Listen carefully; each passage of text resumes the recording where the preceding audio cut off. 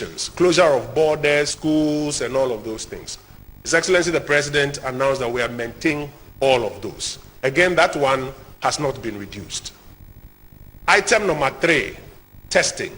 He said our testing, which today put Ghana at the highest in Africa to test per million of the population, we are even going to enhance it a bit more, further enhancing the testing rate, which will give us a higher advantage in finding if there are more people early exposure than to deal with them.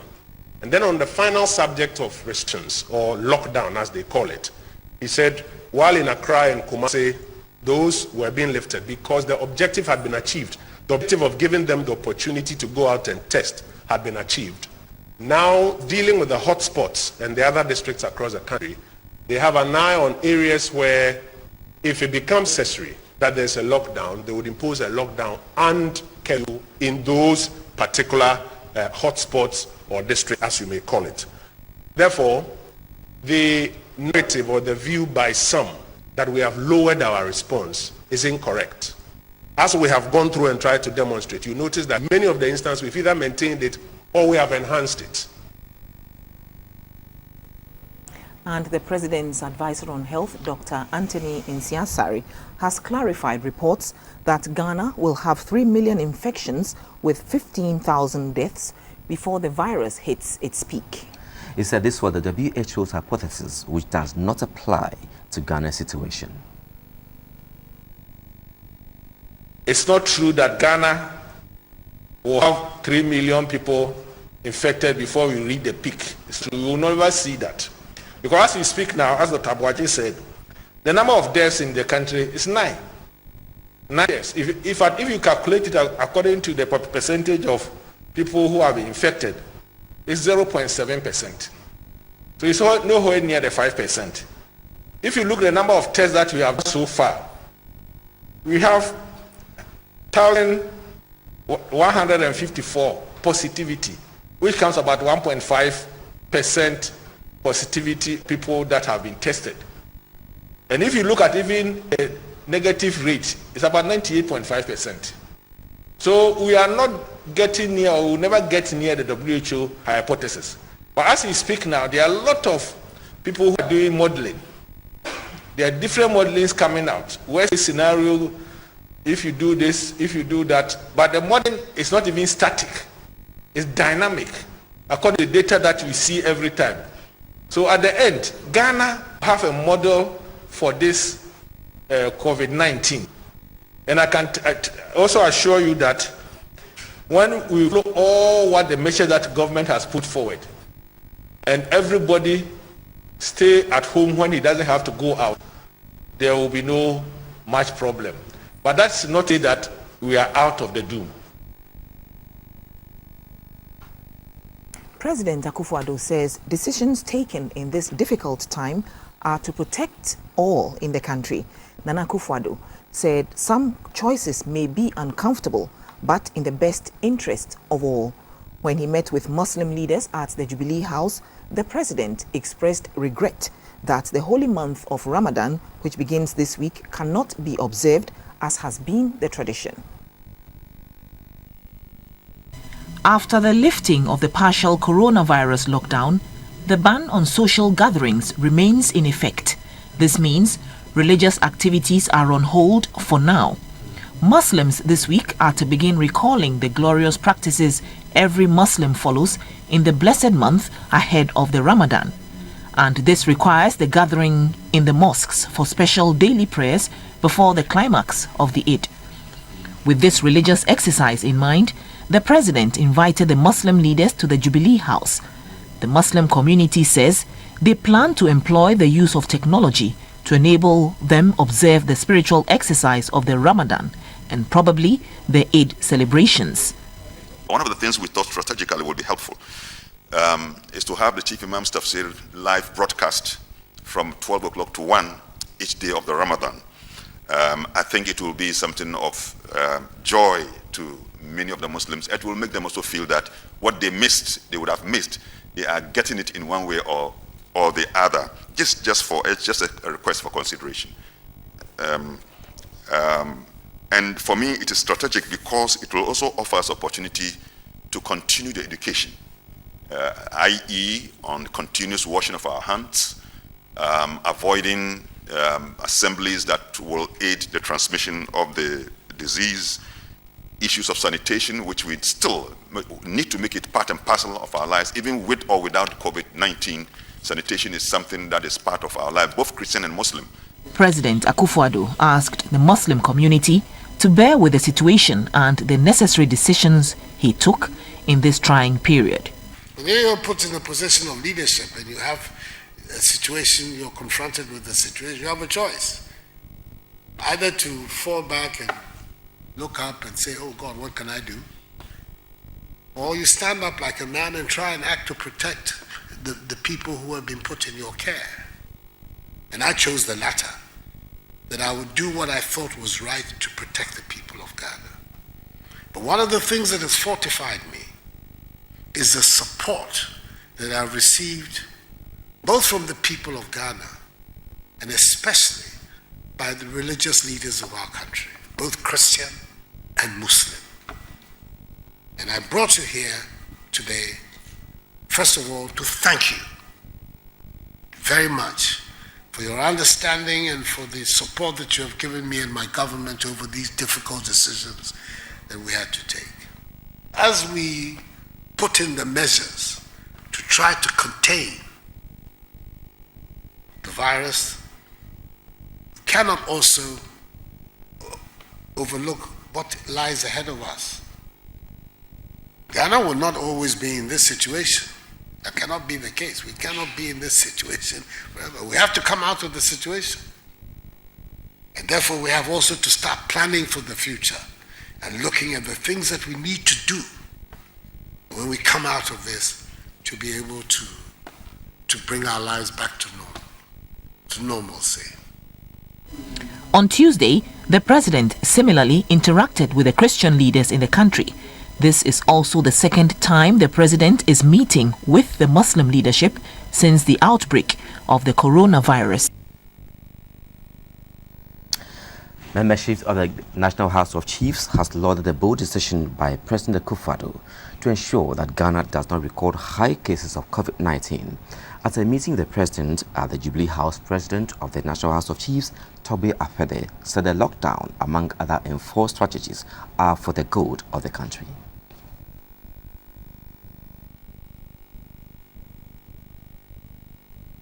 As traditional decision makers and rulers, they have a role in helping to curb the spread of the disease. As the highest national traditional body, government is seeking their views for this difficult battle with the coronavirus. The President of the National House of Chiefs, Toby Afede, called on the government to give equal attention to other areas of concern. The sight of Kayaye climbing onto flatbed trucks for a long journey to the north brought tears down the eyes of many of us.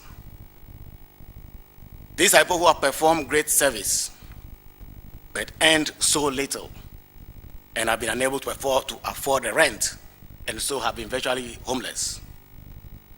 It is sad that over the years we have talked about their plight, but have not been able to find a solution. I think it's about time we begin to think more seriously about their problems, because they will come back again. President Akufo-Addo thanked the chiefs for their support. There are several expressions of appreciation that I'm going to give to you this afternoon. I think nobody needs to recount to any of us where we are in the history of our country. We're facing one of the greatest challenges of our history, which is this virus that has taken over the globe and is causing havoc in the lives of many, many nations. We are not being spared the impact and the reach of the virus. We've had to take several measures in order to confront it. The National House of Chiefs is also calling on all Ghanaians to strictly adhere to the safety protocols announced to stop the spread in coronavirus.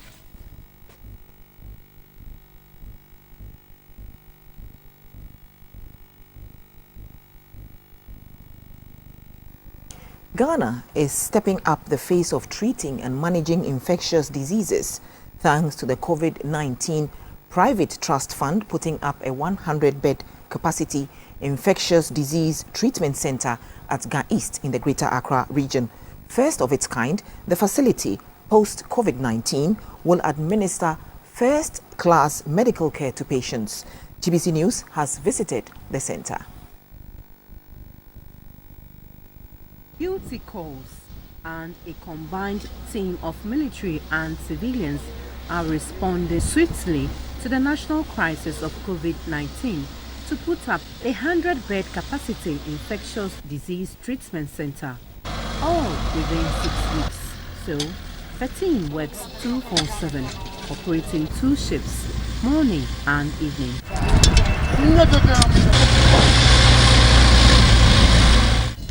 In barely 1 week since the first block was cast and the substructure is near complete. Being the first ever specialist infectious disease treatment center to be built in the country, its design and architecture is different from the regular building project based on its agency. It's a prefabricated construction where modules, components and others are put together and assembled on site. The military, made up of both the 48 and 49 engineer regiments, are providing project management, coordination, facilitating and technical support. The military does a lot of prefab constructions all over the world in most of the peacekeeping areas. So basically, one of the systems is actually using prefab panels, and it's similar to what you're going to do now. And then we believe that if we use that system, we'll cut out a lot of wastage and a lot of time. So currently, the systems are in the panels in 1.2 meter base and 3 meter heights, according to a certain grid plan. It's faster to construct. So going the normal traditional system, which will take so much time to do. But they're talking about a turnkey project, where you have a one-stop shop. All you have to do is just to put a key and then turn and enter the building. So in this effect, it means that you have the facility finished to be used at the end of completion. So we have medical systems here, you have medical gas, you have medical furniture. The building will be finished with all that at a go. A $3.5 million facility will strengthen and enhance government's ability to deal with the spread of coronavirus. Treatments of other diseases like meningitis, Ebola and SARS will also be at this center. Mendanta and Sosa Construction is the main contractor. The building that we're doing now is tried and tested all around the world.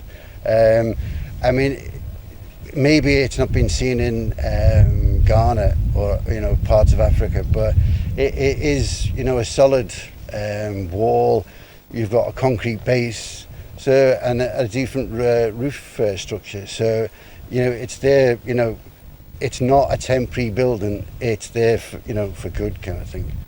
Work here is gratis, and so will be the maintenance when complete. The Contract Cleaners Association of Ghana is lending that support. In the midst of COVID-19, we've decided to partner the private partnership so that what would happen is that we will throw into the equation the maintenance culture, which is non-existent in Ghana.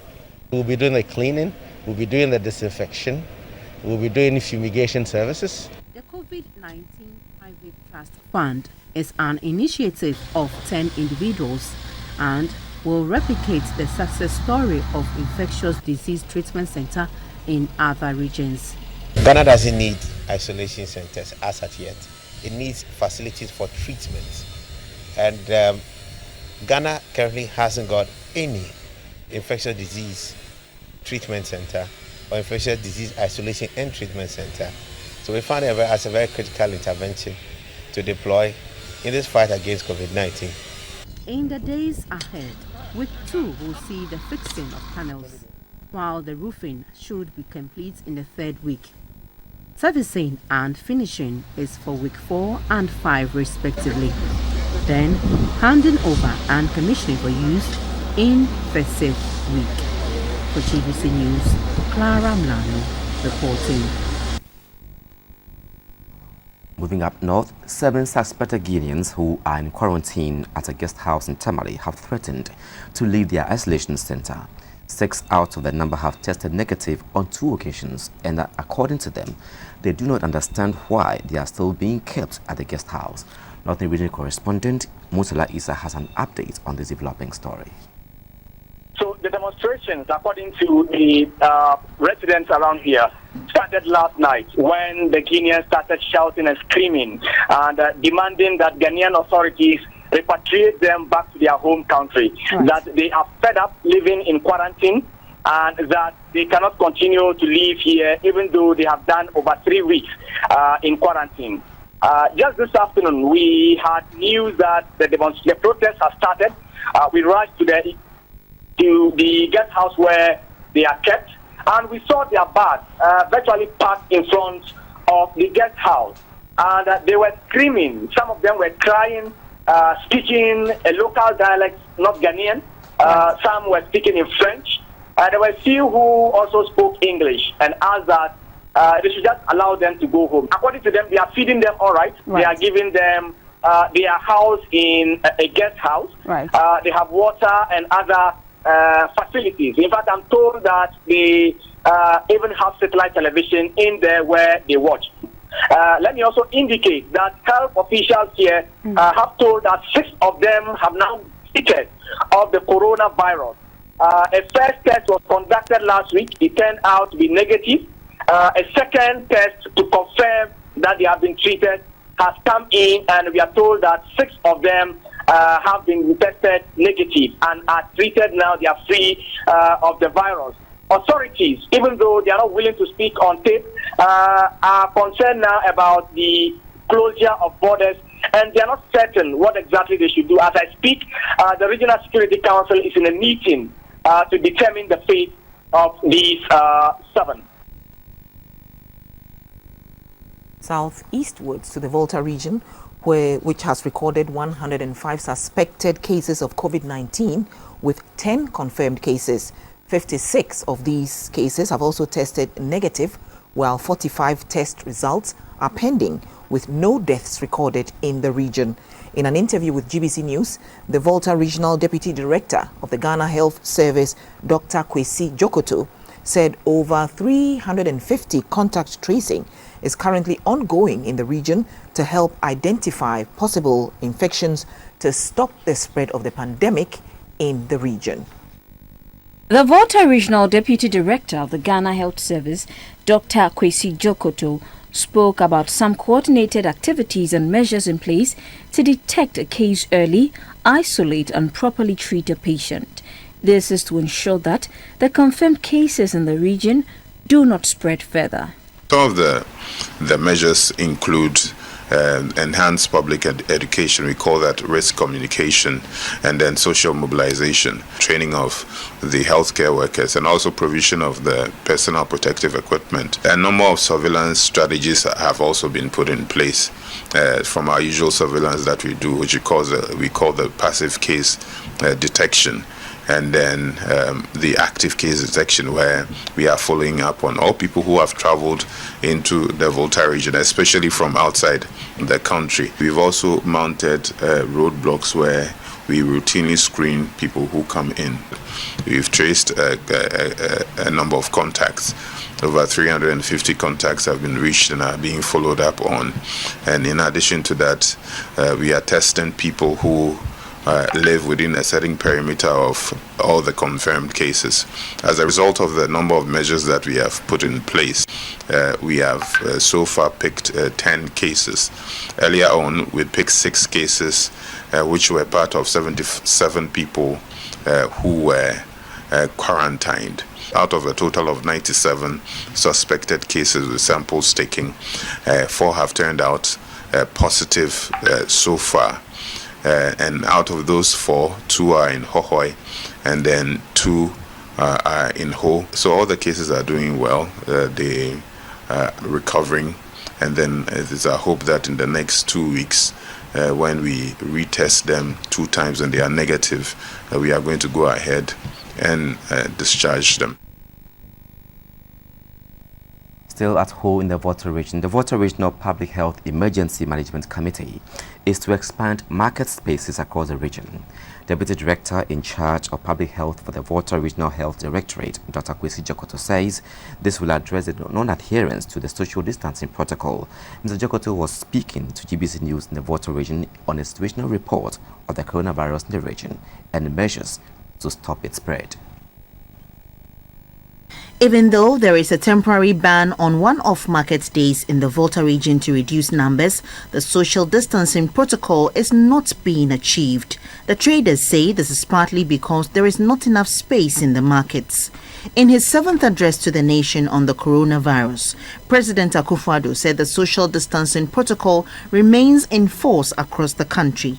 This has strengthened the resolve of the Volta Regional Public Health Emergency Management Committee to strictly enforce social distancing in markets within the region. Schedule days for different people selling different products so that we don't have all of them converging at one place at the same time. And the next strategy that is going to be enforced is to find different locations during some of these market days so that maybe you could have somebody selling maize at the Jubilee Park. When these measures are put in place and then the appropriate education is given to those who are come to shop about social distancing, it will go a large way to improve the way things are going. Dr. Jokoto cautioned against stigmatizing people who have been infected with the disease. And back in Accra, the Board of Trustees of the COVID-19 Trust Fund has begun the duty of presenting items it has so far received from donors to health authorities managing COVID-19 in the country. At the Ghana East Municipal Hospital, the Ghana Health Service and the COVID Care Management Team received their share of the items. Since it started work 2 weeks ago, the Board of Trustees of the COVID-19 National Trust Fund has received quite a number of contributions to help mitigate the impact of the disease in the country. Led by its chairperson, Justice Sufaya Akufu, the trustees were at the Ghana East Municipal Hospital to present some items to health authorities managing the disease. The presentation to the COVID-19 care management team include personal protective equipment, PPEs, patient monitors, respiratory care products, infusion pumps, hand sanitizers, detergents, and Veronica buckets. The Ghana Health Service also received PPEs, hand sanitizers, Veronica buckets, and detergents. Similar items were also handed over to the Christian Health Association Ghana, the Ahmadiyya Health Service, private practitioners, Prisons Health Service, and the public-private partnership clinics. The chairperson of the COVID-19 National Trust Fund, Justice Sufaya Akufu, said the fight against COVID-19 is a shared responsibility. She said thank you to all who have supported the fund. As we accumulate more gifts in kind, we will make them available for further distribution. From time to time, the monies that we have received will also be applied towards the purchase of requisite supplies and inputs that are brought to our attention. The head of the COVID-19 care management team, Dr. Ali Sanda, said most of the PPEs are disposable and therefore they require a large stock, so the items are timely. I've had several requests from various groups, but the timeliness of this donation is very commendable.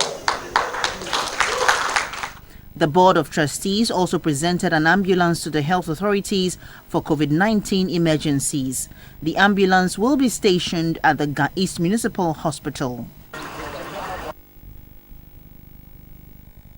The University of Science and Technology, KNUST, says it is almost ready with Ghana's first automated ventilator.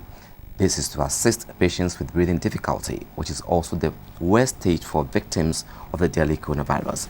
Apart from the Konfonachi Teaching Hospital in Kumasi, no other hospital in healthcare facility in the Ashanti region has the machine. The Ghana Health Service welcomed the news about the locally manufactured ventilator. The Kwame Nkrumah University of Science and Technology KNUST was the first in the country to intervene in the COVID-19 crisis by producing quality but affordable hand sanitizers from its Faculty of Pharmacy. The College of Engineering of the university is also almost ready with the automated ventilator badly needed in the fight against COVID-19. Ventilators are used to manage coronavirus patients who have difficulty breathing. The leader of the KNUST ventilator project, Professor Kwabna Boateng, describes the characteristics of the machine. It is actually a microcontroller controlled ventilator made of some diaphragm pumps and some other pneumatic systems. And it has been done in such a manner that it is, in our own view, as close to industrial standards as possible. But we still need to let people from industry to see it and help us so that together with them we further improve on its operation. 6 students in the Computer Engineering and Biomedical Sciences under the supervision of Dr. Ahmed Yakub started the development of the prototype ventilator in 2017. The project stalled due to the lack of funding, but work resumed recently in the wake of the novel coronavirus.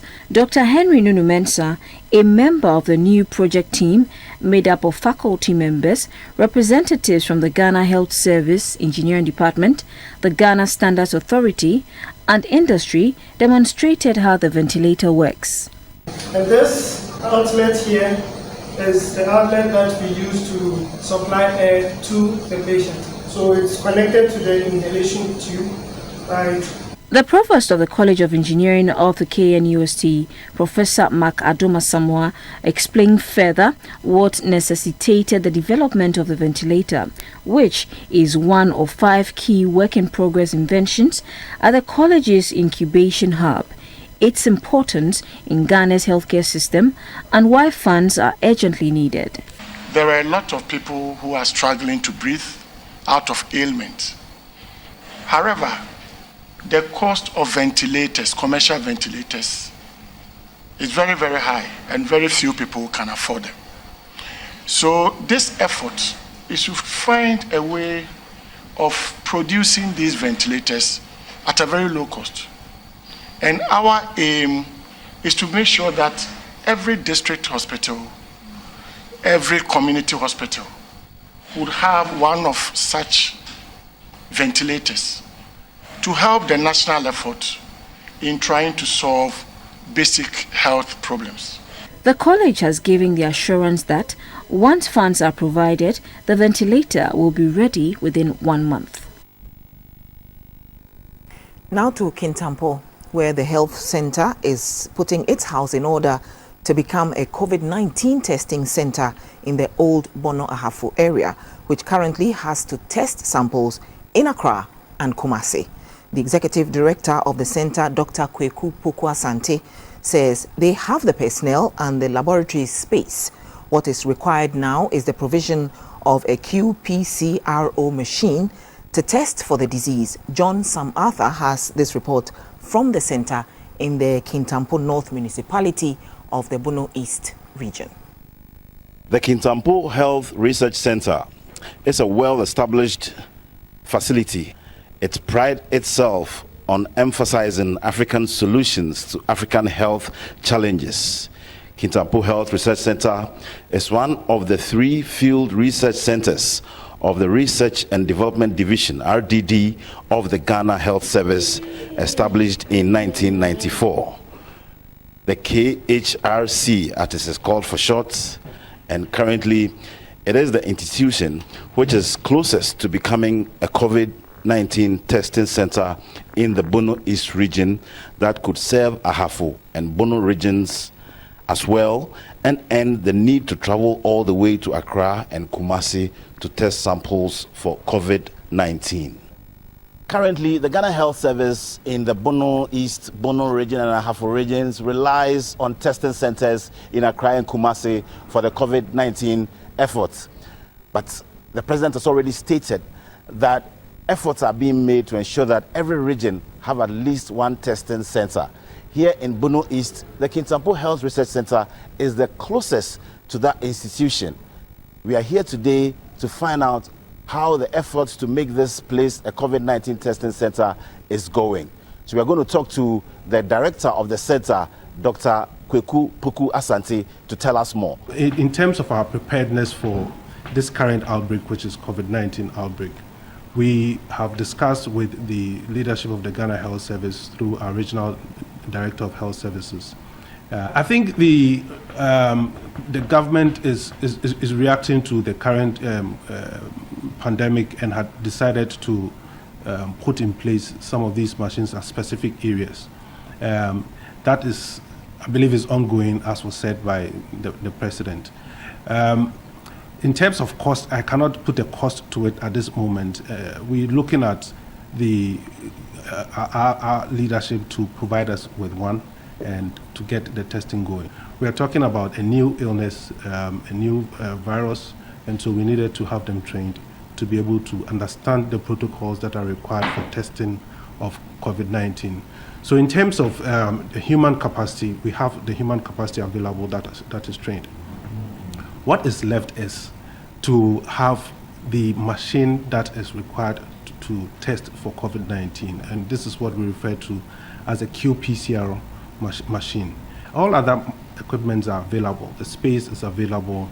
The hood that is required to ensure the safety of the laboratory scientists who are testing for the virus is also available. And so at this point, we're looking for that support to establish the machine and then to do the testing. We think is important at this time so that we can support with reducing the backlog that is currently being observed in the other places. They have their personnel and they have their space.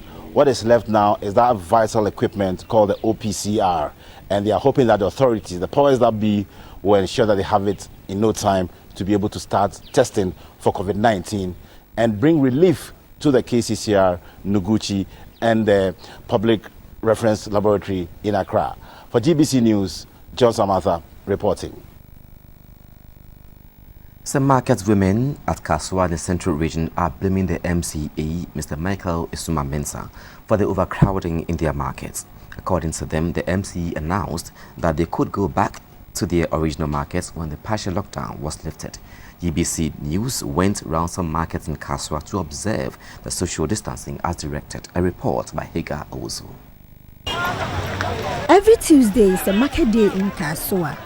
In an effort to ensure that all adhere to the social distancing protocol and reduce overcrowding in the various markets, the Municipal Assembly demarcated specific areas in the municipality for the purpose of buying and selling. But after the president eased the restrictions, marketing activities in this satellite market has dropped. This is Kaswa Old Market. Social distancing out of the window. Odukwankpe is one of the satellite markets. This vast land has a handful of traders. We asked why. They brought us here to reduce overcrowding and prevent the spread of the COVID-19.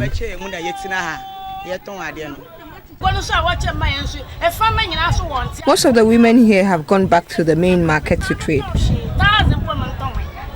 The news team proceeded to Datus Park, another satellite market. Here, the traders are observing social distancing. This is another satellite market of Akko. They were complying with social distancing. Even though economic activities were going on smoothly, traders complained of poor sales. They have provided us with everything, but the women have run back to the new market.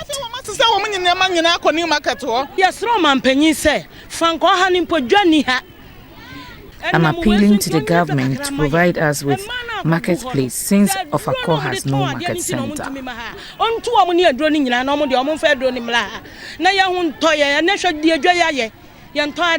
Discount no, this a baby I'm making. Now usuwa. Na just say frama Akwele Market, one of the satellite markets, was empty with no activity.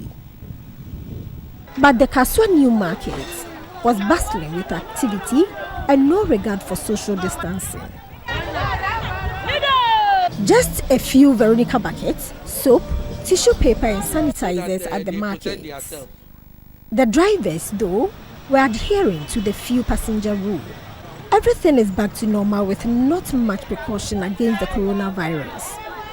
Some of the women who declined to speak on camera said the MCE, Mr. Michael Esuma Mensah, was to blame for the overcrowding in the markets. They say he announced that all could return to the markets. To corroborate this story, the team proceeded to his office at Odupon for his reaction, but he was not available to comment. He also did not answer his phone when we called or respond to our text message with our request. The market women do not understand the directive. They are too close in the market, no social distancing, no proper hygiene going on in the market. We wish the authorities take charge and explain further. The virus does not know who is this and who is that. So we wish more education go into this. For GBC News, reporting from Kaswa, I am Hagar Owusu.